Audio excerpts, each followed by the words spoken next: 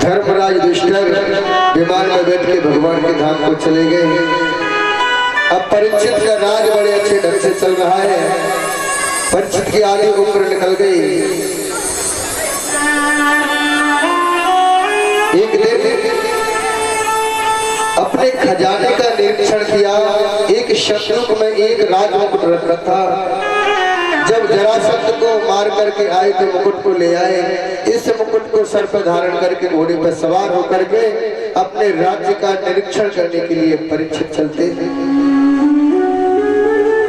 तो एक जंगल में एक काला काला पुरुष है जिसकी लंबी लंबी भुजाएं, काली काली आंखें हैं। एक बैल खड़ा है जिसके 3 पैर काट दिए उसने, चौथे पैर को भी काटने को तैयार है। उसके पास में एक गाय खड़ी है और रो रही है और इसे धीरज बढ़ा रही है। ये गाय कोई और नहीं, ये साक्षात पृथ्वी है, बैल धर्म है। सतयुग में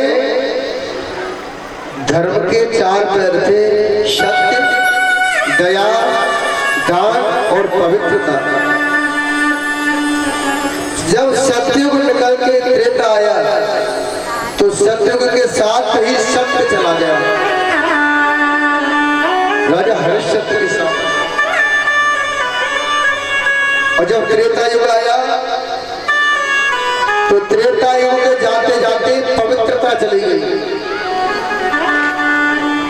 सीता जी रावण के यहाँ कुछ समय रही, लेकिन जब अग्नि परीक्षा की गई तो सीता जी पवित्र थी।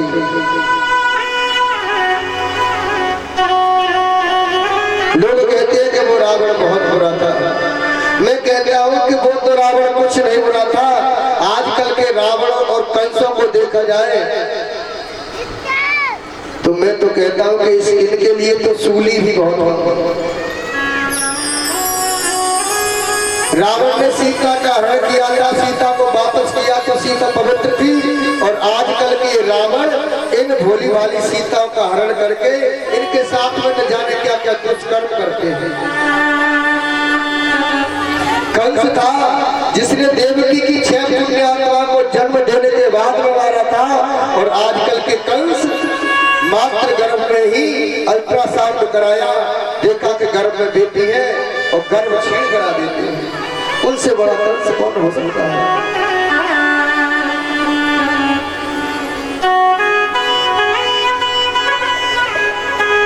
मेरे भागवत प्रेमियों, और जब द्वापर आया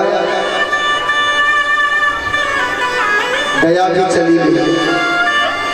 कलयुग में एक पैर बचा था दान का, उसे भी तोड़ने को तैयार है। जैसे ये वार करने को हुआ, परीक्षित तलवार हाथ में लेकर के आ गए कि मेरे होते हुए तुम गाय ब्राह्मण को नहीं सता सकते। उसी वक्त जब वार करने को हुए तो ये सर झुका करके हाथ जोड़ करके कहने लगा, प्रभु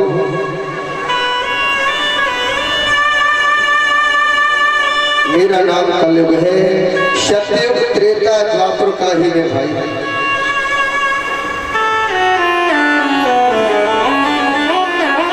परीक्षित ने कहा कि अगर ऐसा है तो आप गाय ब्राह्मण संतों पर थोड़ी दया करो।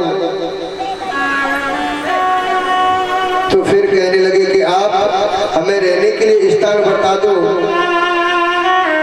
कि हम कहां पर रहें। तो मेरे भागवत प्रेमियों, परीक्षित के लिए स्थान बताए गए जहां भूत कीड़ा होती हो, जुआ खेला जाता हो, तुम वहां कपट के वास करो। आजकल देखिए दीपावली के अवसर पर लोग पहले तो अपने अपने नोटों को, सोने चांदी को रख करके पूजन करते हैं। जय हो लक्ष्मी मैया, हमारे घर में बरकत करना। और वही नोटन ने फिर ले जाएंगे जुआ खेलेंगे। पहले तो लक्ष्मी को माँ मान रहे हैं, माँ।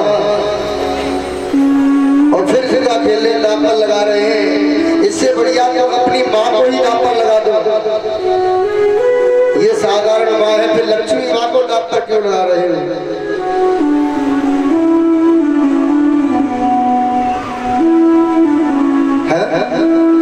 और फिर कहते हैं कि लक्ष्मी का वास हमारे यहाँ नहीं होता, वो कहां से जाएगा?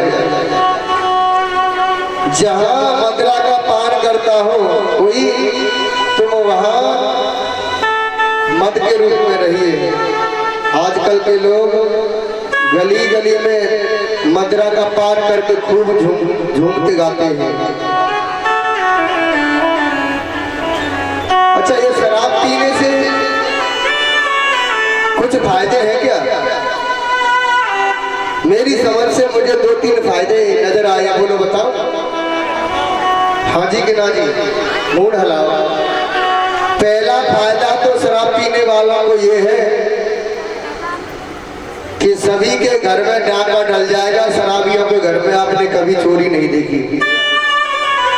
क्यों?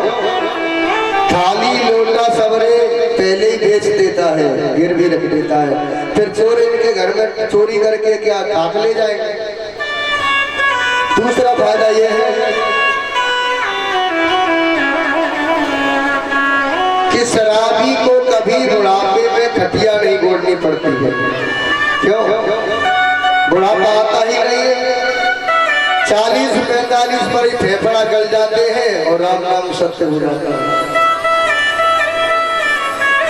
तीसरा सबसे बढ़िया फायदा यह है कि कोई संत, कोई बुजुर्ग, कोई ब्राह्मण, कोई स्त्री रात्रि के समय किसी गली से निकल के जाए तो कुत्ते बहुत लगते हैं। और जब ये शराबी गली में जाता है अपना एडवर्टाइज करता हुआ, तो कुत्ते बिल्कुल कान नवा करके सो जाते। क्यों? वो समझ जाते हैं कि हम दिन में भौंकते, रात में भौंकता है, ये तो हमारे स्टाफ का मामला, इसलिए इसे जाने दो।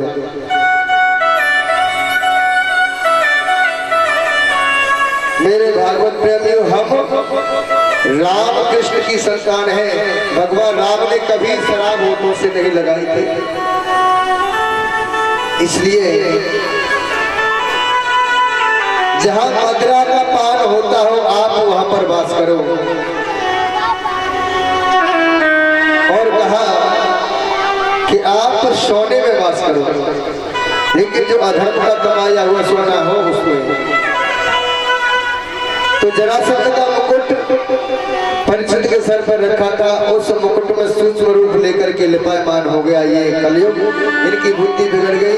शमीक ऋषि के आश्रम पर पहुंचे, इन्होंने भोजन मांगा, जल मांगा, वो समाधि में बैठे थे, कोई आवाज नहीं दी। तो इसने एक मरा हुआ काला नाग अपने बाण की नोक से ऋषि के गले में डाल दिया और लौट करके घर पर आ गए। शमीक ऋषि के शिष्यों ने श्रृंगी ऋषि को बताया कि परीक्षित तुम्हारे पिताजी के गले में मरा हुआ नाग डाल गए। तो श्रृंगी ऋषि ने श्राप दे दिया कि आज के बाद में 7वें दिन यही तक्षक जीवित हो जाएगा, जो परीक्षित जो तो डस लेगा तेरी मृत्यु हो जाएगी।